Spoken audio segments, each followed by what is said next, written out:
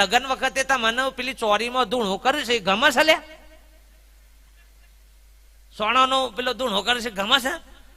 આ જલ્દી પાર મેલો ને જલ્દી પાર મેલો ને તને આ આદરી સાથે ગમતું હે પેલા ને?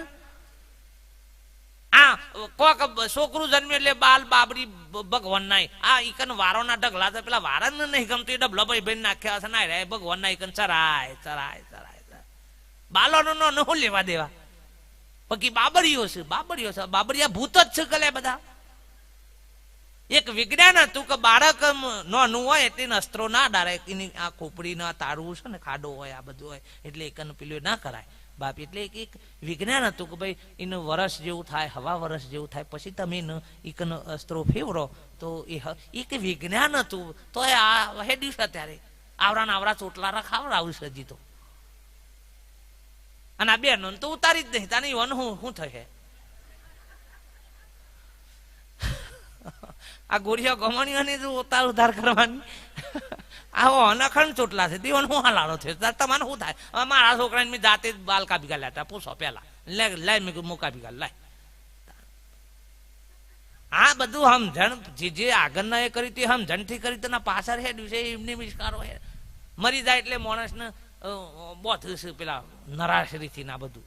પહેલાના સમયમાં લાકડાની પાલખી બનાવતા એટલે બે લાકડો આમ ઉભા હોય અને નેચા આડો મેલ્યો હોય બરોબર. અમુક પેલાનું ઊંઘારે હોય બધા 4 જણા ઊંચા કરવા વાળા હરખા ના હોય એટલે આમ ઊંચા નેચી થાય એટલે બોધતા કા લાશ રગરી પર નહીં એટલે એને બોધતા. અત્યારે પાલખીઓ નીકળી છે તો કે ટાઈટ બોધજો હો કે આમ નહીં ઉભો થાય યાર ભલા આદમી રે હું કા ચિંતા કરો છો? પગી ના બોધો કી હમ બોધ નારિયોલ બોધો ને આ બોધો ને તે બોધો. નારિયોલ હું કા બોધવામાં આવતો કે નારિયોલમાં સોતો હતો પોણ એટલે જલ્દી તો કન હરગા ઘીન બી એટલે લઈ જતા હતા યાર ભલા આદમી. પેલું હરગતું ના હોય તો મય નાખો એટલે ફટફટ બધું હરગ ખોડ એટલે મોય નાખતા હતા કે પેલી પોણી વળે એટલે ફટાફટ મોય અગ્નિ પકડી લે બાપ. દૂણી એટલા માટે ઝાલતા હતા કે એ વખત પેલા આવા લાઇટરની પેટીઓ નથી એટલે ઘેરથી સોનો ભરીને લઈ જઈએ એટલે સોનો શેખ ઊંધી ચાલુ સોનામાં અગ્નિ શેખ ઊંધી ચાલે. અને માટલામાં શું છે ડાયરેક્ટ માટલું પકડો તો બરાય એટલે એને દોરી બધી અને એટલે દૂણીઓ આમ લાઇટર છે જો કુટી બાળો લે હું કા દૂણીઓ ઝાલ કરી સજીએ પણ ના રિવાજમાં આવ્યું છે અને નહીં નેકર પણ મેં નક્કી કરી શકું મારા ઘેર જે જોઈ નહીં એનું આમ જ કૂટવા શકે. સત્પુરુષો બાપ જે પુરુષોએ એઓના જીવનમાં ઉતારીને વાત કરી છે ભાઈ એમની વાત કરી નથી. બાબા મારા સદગુરુએ જે ભૂમિકા કેળવી છે ને બાપ એ નક્કી કરીને પ્રગટ કરીને બતાવીશ બાપ કઈને નહીં બાપ. અને તો જ ભાઈ તો જ મહાપુરુષ કે બાપ જીવનમાં પીલે થશે ન કે ગમે તેટલું જાણતા હશો તમે બધું જાણો ખરા પણ જો સુધી તમે એનો અનુભવને નક્કી પણ નહીં કરો ને બાપ તો સુધી એ જ્ઞાન તમારા કોમમાં આવે એવું નથી.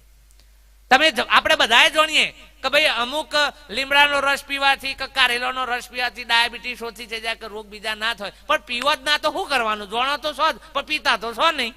લોકોને શીખોમણો હાલવાની રાખી છે. આપણા આ જ આદરી છે એ મોતાને આટલી ભક્તિમાં ફેરફાર થતો નથી.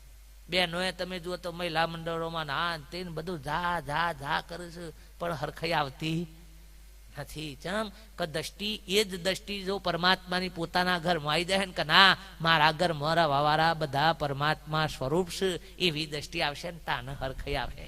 ન કે પેલો મોહન દેખાશે ને ત્યાં સુધી તો આ મોહન હું લમણો વરાય હો અને આ મોહનની દશા જ છે બચારાની.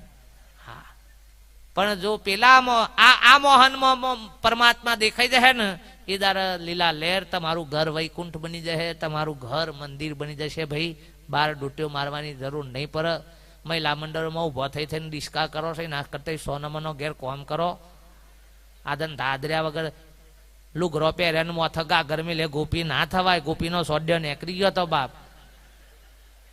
પરમાત્માની દાસી બની હતી ને એ ગોપી થઈ હતી બાપ. આપડે તો ઘરવાળો કોક કે હતી ના તૈણ હો માલ દઈએ છે આ ગોપો થયા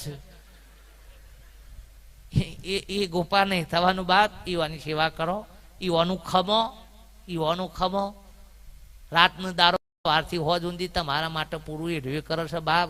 અને એ રે સન તો આ હોરે સન ઘર તમે સો ન કઈ રે નહીં હોય ને તો બધું દોર દબાઈ જાય બધું.